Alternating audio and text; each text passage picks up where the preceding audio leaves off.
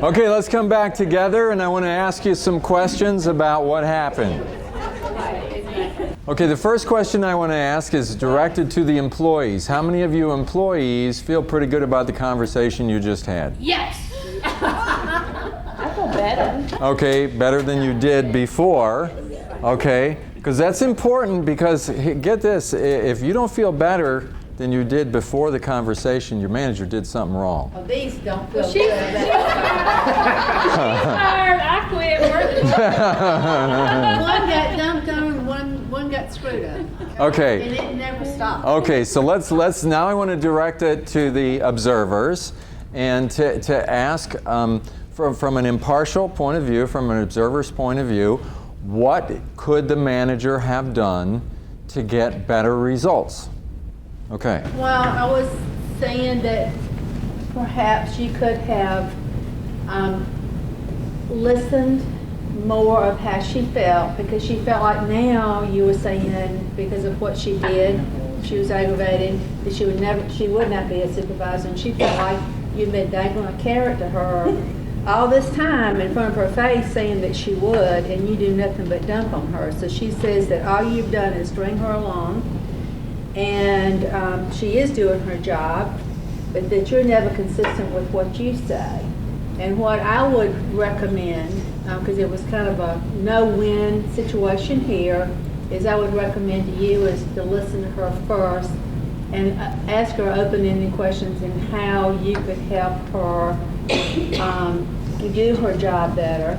You know, you're right by saying that it's unacceptable to act up in front of the other employees, that if you have this problem, you need to come in my office and vent, not in front of the employees. Let's role However, play you it. need to, oh boy, I don't know if you want these two to role play. No, I'll role play it with you. It was fun. I want you to do just what She you was did. ugly. Be as ugly as you want to be, okay? So you can just jump right into venting, and I'll just try to deal with your venting. Okay. Yeah, I want to tell you, I had to call you in here. I had to calm down because I got a little bit upset, and that's me, okay? But I think I'm a little bit calmed down now. And I guess, you know, one of the things that I've been trying to do is just to get everybody to be a better team and so forth. And I got to ask you, what was your goal for responding in the way that you did? To let you know you dump on me just a little bit too much. You really feel that way? Pretty much. We haven't really talked about that, or have we? Did I just... Well, I might have talked about it, but you're not listening. Okay. Well, you're probably right. My wife tells me this all the time, okay? Oh, so you're probably right. Yeah, okay. So you feel like I dump on you too much? Yeah, because, you know, we lost people, and that's great, and you've been dangling this carrot out in front of me that I'm going to be a supervisor. Been trying to do what I can. Yeah. You know, either you don't think I have a life or there's no supervisor job, one or the other. Maybe both. But you don't tell me a time frame. You don't tell me what I can do to get there. You don't seem to want to help me. Here it is, Friday afternoon. Once again, Yeah. you've done it, and you seem to have no regard that I'm a mother. I have a life. I have a weekend. You just dumped it and said you had to go. Yeah. Well, maybe I need to reconsider. Let me start over again, okay? It got dumped on me, and you're right. I dumped it right on you. I wasn't happy when it got dumped on me, and I can see why you wouldn't be happy it got dumped on you. Here's the problem I have. Maybe you can help me out. This thing has to be done by Monday morning. I have to catch a plane, and I am going to be gone the entire weekend. I can't get out of it. It's business. I have to go. I have no choice. I will not get back until 10 o'clock Sunday night, and I didn't know what else to do. I guess I should have done it this way, and that is, I need help. And maybe you can give me some suggestions how I can get it done. That might be a good start about asking me for my help instead of dumping it on me. I apologize for that. And I might be willing to help you out over the weekend because that's just the way I am. But when you get back from your business trip, I'd really like to have a discussion about how you're putting me off. I think we should. About what I'm trying to obtain, and you promised me I could. Yeah. And how we're going to get to that mark. Because if not, I need to know that. Why don't we set it up for Monday afternoon? That'd be great. I'd love to talk to you about it. Because I think that I probably haven't handled it in the right way. I appreciate that. So are you saying, you said you might do it? What are you saying? I'll do it, You will? but I would like the conversation. Oh, yeah, 2 o'clock Monday afternoon. We're going to have it. Mm-hmm. Yeah. Very well. Okay, now, I appreciate you offering your help because you're bailing me out. And this is a tough situation, and I apologize for doing what I did. And I think we need to set up some parameters about your becoming a supervisor. Now, all that being said, I just have to ask you a question. I was just thinking, this is what I was thinking about. A lot of those people are going to be reporting to you. And one of the hardest things in the world is to get promoted over your peers, and they're reporting to you. So I'm really concerned about how people see you. And I guess when you reacted the way you did, you know, I'm thinking about that. And so let me ask you one more time. Why did you act the way you did? Why did you do that in front of everybody?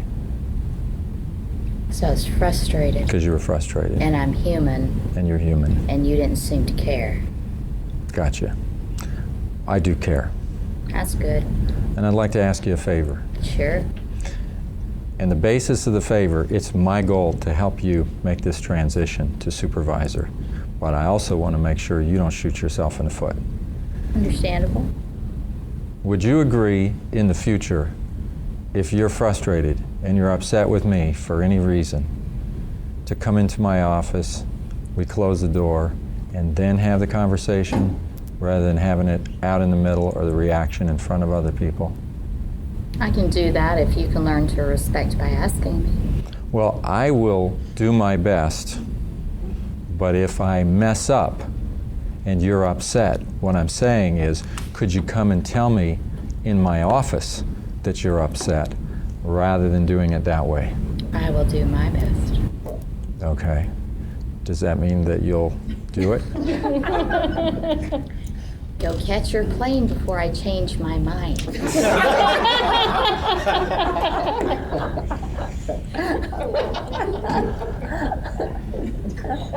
Let me ask you one more thing.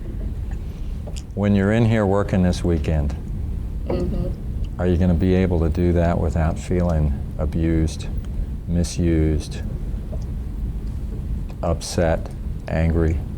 I don't know, but I'm going to try real hard. I hope so. I want to work together with you. You know, the reason I talk to you about being a supervisor is I think you have tremendous potential. I still do. Thank you. And I hope to work together with you in a better way than we have in the past. All I'm asking is that the way we work with each other is a way that will, let's say, form mutual respect and enable you to come into a supervisory role without people looking at you in a negative way. I think that's smashing. Okay. Thanks a lot. Thank you. Have a good weekend. You too. Okay. See you Monday, 2 o'clock. Absolutely. All right. Okay. Now, That was fun. here's the thing about it. I have done a lot of things wrong.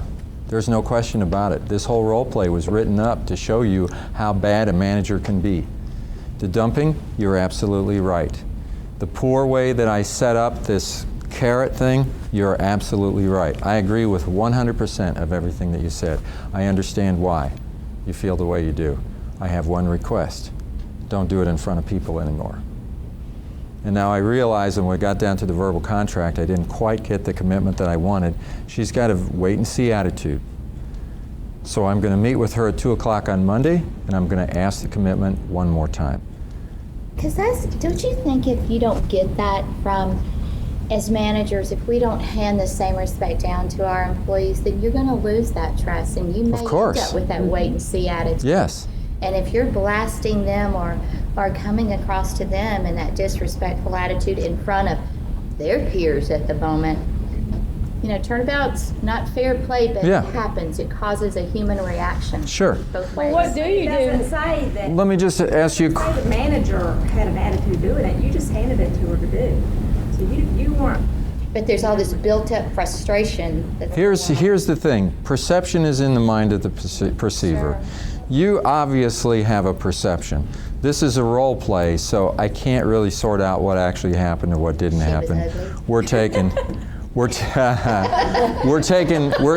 the best we can to reconstruct this and make it as realistic as possible. She said And so, it's her way that it's going to be this way. Why don't you tell them what you said? Well, I had told her that I was stuck in the middle, that I wasn't the one who had been dangling the carrot. Because often as managers, we do get put in that position where we're told, look for the next person you think you want to work with to promote, but you're not given any guidelines of when that's going to be or whether. So you do feel like you're dangling a carrot in front of them that you can't deliver on. How do you handle that? let me answer a question with another question to just get a little clarify here. Let's say you have a situation where an email comes down from up above, from upper management, and you don't agree with it, and it's time for you to share this with your people.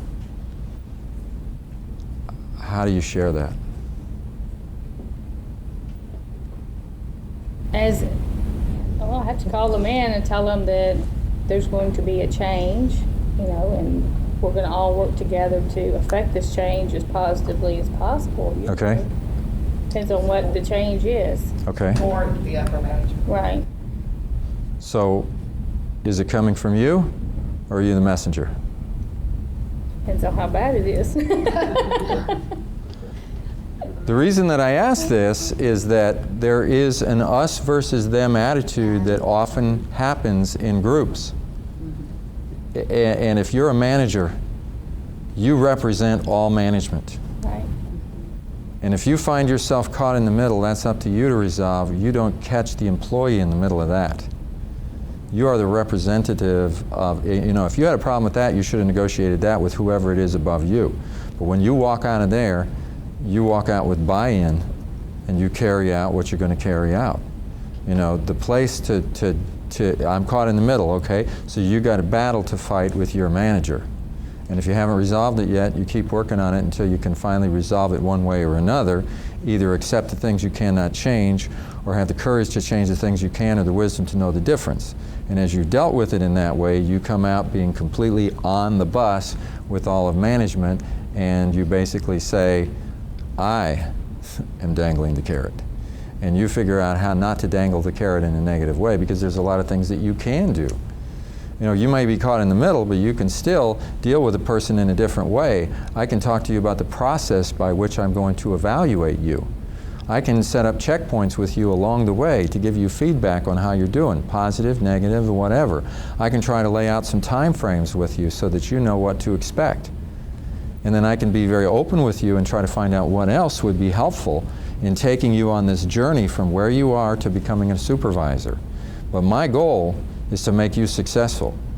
And I need to be able to give you the feedback that's going to make you successful and put you in that job if that's the one you want, and I think you possibly could do it. But then I've got to be able to come back and tell you what you just did out there, all the work that you and I have been doing to try to get you set up for this, you just took 3 steps backwards today.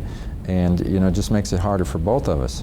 I'm not trying to punish you for what you did, but I'm trying to get you to understand I'm on your team, I'm trying to help you, and this doesn't help me to help you. But see, if I've been blowing it along the way and she's got all these issues and we've never talked about it and everything, I got to listen to what she's got to say, and maybe I could learn something from her insights. Because maybe I just haven't been taking the time. Maybe she's been trying to tell me something and I haven't been listening. I have to listen to you. That's what I say about objectivity. A lot of the times we're not, as managers, we don't hold ourselves accountable in the same realm that we hold our employees accountable. Yeah. And we think we're either above it or not in the same circle or of a different mix and breed, but we aren't. Yeah. When you and I sit down, it doesn't matter that I'm the manager and you're the employee. We're 2 adults and we're talking one-to-one. I don't see any class distinction between us. We're just having a conversation. If I can't talk to you respectfully and in a one-on-one way, there's something wrong with me. If I have to elevate myself, I'm the manager, I'm going to pull rank on you, that's a last resort. I don't ever use that unless I absolutely have to. That comes with confidence too in the position somewhat. Yeah. And confidence in your ability to walk somebody through a very difficult situation. I mean, I can see your attitude, but hey, I've been there. Well, no, we I felt that way. We're friends, so we enjoyed this. Yeah. No, but what I'm saying, It's is what you were saying and how you were saying it, I've been there. Yeah. I know how that feels. It's really frustrating. And if I've made you feel that way, then I want to correct it. But hey, I've blown it for so long, I can't expect you to instantaneously turn around. Sure. You know? And so I want to ask you to, you know, I'm really happy that you agreed to do it and that you're going to be able to work through it. I'm concerned about how you're going to be this weekend because I don't want you going through having this horrible weekend. It's bad enough that you're having to do the work, but then if you're resenting having to do it the whole time and the victim monologues are going off, that's not good for you. I don't want that. You know, and I want to have that conversation and find out. I want to do the best I can, even though I have very little credibility with you. I want to still try to establish that. I want to assure you that I care. I want to make the appointment now and just say, yeah, we'll get together sometime. It's 2 o'clock on Monday, and that will be a priority, and I will not miss that. A defined resolution, yeah. piece to look forward to that. Yes. It's no longer questioning in their Exactly. mind what happens next. Right. Here it is. That's what happens next, and then we will decide where we go from there. But I am not going to do what I've done in the past. I'm going to make this a priority, and we're going to work together. Now, all of this is in the light of she just did something bad. Okay, but the thing is, if I'm really trying to correct it, what am I trying to do? Think about it. This is a big deal here. It's not just correcting the outburst. You know, you're a valuable employee. I want to make you a supervisor. You've got a model in your head right now that I was instrumental in forming that I now have to change. This is difficult, it's complex, and it's going to take time. If I'm in a hurry, then I can just rely on my authority and say, look, you're going to do blah, blah, blah, blah, blah, and then be done with it, I've just shot myself in the foot. I'm going to have to deal with the results of this later on. I don't need to do that. You're too valuable of an employee for me to do that to you. But it depends on what I feel that you're giving to me. Are you just hacked off because I embarrassed you in front of God and everybody? Right. You really care about where I'm going. Yeah, yeah. So it matters. It's that relationship building that matters. It does, and I can't fake it. You're going to see right through me. So your sincerity in all this is really important. You know, don't pretend like you care. Really care. I had a cardiologist from Emory University Hospital call me up and asked me to coach him. And he said to me, I need you to coach me in communication skills. And I said, well, tell me about it. He said, well, I'm a surgeon. I'm an accomplished surgeon. He's a cardiac surgeon. And he said, I know what's going on. And I get these nurses and these orderlies and these people, and they're always saying this and that. And I say, look, this is the way it is. And I expect them to fall into place when I say it, you know, and I'm starting to get an idea of this guy's personality, right? and so I'm going, okay, so what is it you want me to coach you in? And he says, well, here's the thing. People think I don't care about them, they don't think I like them, and then they resist me. He said, I want you to teach me how to make people think I like them.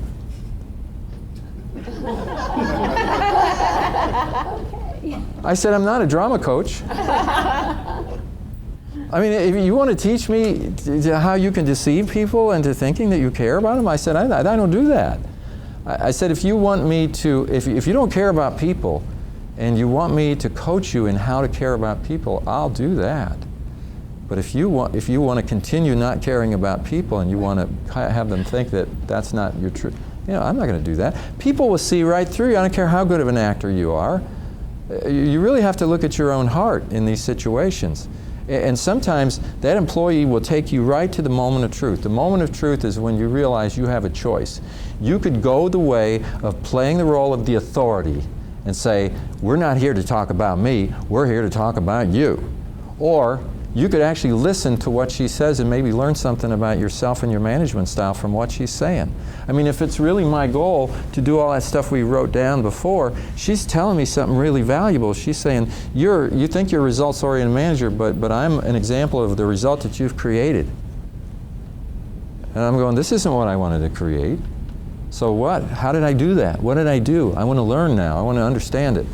That doesn't let you off the hook, per se, because we're still going to talk about what you did in front of that, but now it's almost eclipsed by this bigger issue here. And sometimes you go to call somebody on the carpet on something that they did, and what gets unearthed is a bigger issue. You got to be big enough to be able to step back and admit the fact that maybe there is a bigger issue, maybe they're right. And I'm not saying you do it all the time, but hey, if it's true, it's true. And the worst thing in the world is a manager who won't admit to their own misdoings, who is expecting the other person to admit to theirs. I mean, you lead by example, right? So if I'm expecting you to admit what you did wrong, but I won't admit what I did wrong, then that doesn't work. It doesn't hack it. So I wrote this thing up specifically with all this emotion. You know, in other words, this person, in the briefing sheet for the manager says, I'm going to write them up, they're never going to be, and all that. And that's the kind of rantings that somebody does when they're having a reaction. But just because you felt that way when you were upset doesn't mean that when you actually sit down with the employee that you can't have a change of heart and calm down and listen to what the person said and respond to them like a genuine human being. You know, you don't have to play that role. So it was kind of a trick in a way. I guess, because I was trying to stick to it. You're trying to stick to that. No, and she Yeah, did. yeah. And I'm not that way. I'm really not. Oh, okay. This would Yeah. never be me. Right. But she did, and she was, matter of fact, and tried to keep it to the point, and here's what happened, and here's what you did, and do you think that's Yeah. okay, and Yeah. what did you? She tried. Yeah. You just got one really ticked off employee. Well, right. So it does a couple of things. It helps you to see what not to do. You know, we learn from mistakes. And you see the result. You would never do that, and you saw what happens when you do. That's going to happen every time. I wonder how somebody else did. Yeah, anybody else? Anybody have any great successes? What was it like? Were you the employee or the manager? I was the observer. The observer. What did you see that was very successful? Well, Xana showed empathy towards the employee Yes. and asked what she could possibly do to help that situation. Could she take half of it and caretake the other half? Yes. And she listened to her and apologized for the delay in the promotion. And, Yeah. She just handled it very well. Good. Yeah.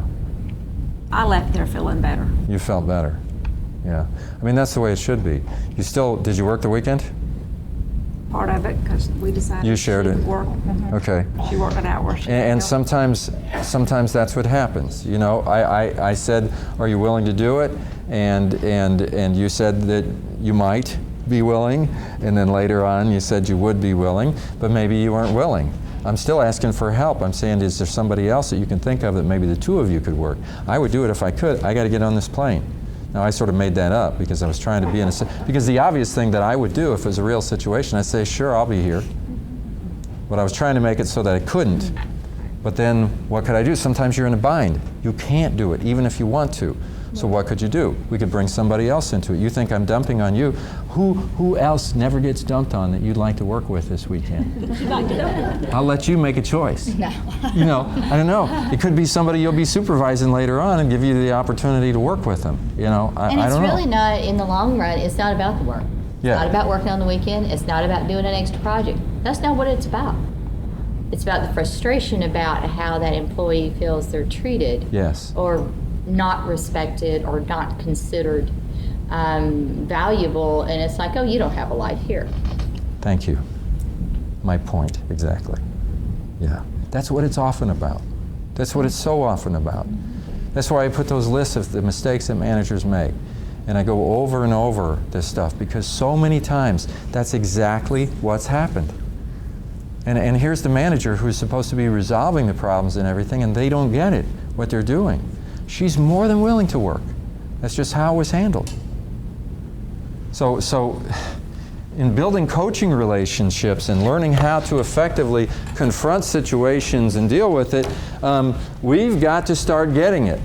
The key to effective coaching is ask before you tell.